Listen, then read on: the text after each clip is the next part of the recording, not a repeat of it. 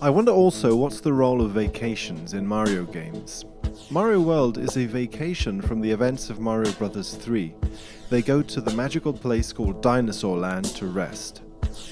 As Mario is lounging on the beach, Princess Toadstool is kidnapped. It's funny how this appears again in Mario Sunshine, as if reliving the events of this game. Mario and Luigi search for Peach for hours and finally find an egg. Out of it comes Yoshi, so Yoshi is what Mario and Luigi find when searching for Peach, who is lost. Yoshi then gives Mario a cape, a symbol of human flight. It already seems like Mario is somehow destined for the stars. In a sense, the big role stars are to play in his games already opens up the possibility that he is being a being who resides or is comfortable amongst the stars, the starry sky, and therefore, flight is one of his characteristics. The sky is above the earth. By gaining mobility in the sky, Mario is gaining mobility on the earth. It feels like Yoshi needed to exist to allow Mario to have abilities that a human would usually not be depicted as having. Eating enemies, spitting fire, hover up high. It's as if Yoshi, in one sense, helps Mario have these abilities without him losing his earthly mundanity. Otherwise, he could do all those things himself. It's as if the ego who plays the game can't really envision Mario spitting fireballs and flying naturally. Some sort of add-on, a vehicle, is needed to make it seem natural for Mario, the sprite character in the game, to do that.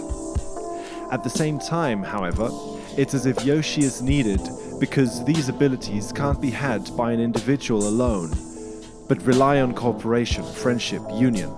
Mario is able to be free in his material environment thanks to a cooperation.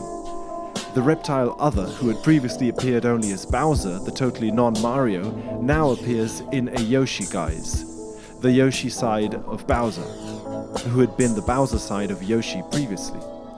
The total alienation of Bowser from Mario was starting to break down, with Mario finding a side of Bowser he identified with. He also was the king, the protagonist.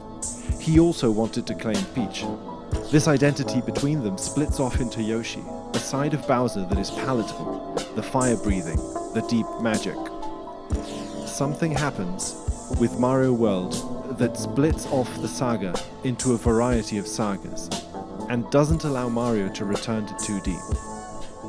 It's as if an engine towards 3 dimensions is picking up speed and doesn't allow turning back. 3D then becoming closer the world we live in, and making the player identify with the screen even more than it did before. A process of identification between the player and the world the player plays in occurs as Mario becomes more and more identified with the world, land and world, splitting off into multiple personalities and developing into a huge franchise that extends beyond itself as a... It's as if an engine towards 3 dimensions is picking up speed and doesn't allow turning back.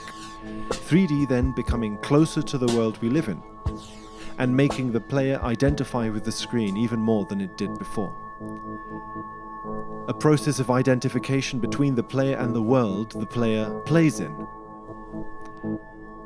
A process of identification between the player and the world the player plays in occurs as Mario becomes more and more identified with the world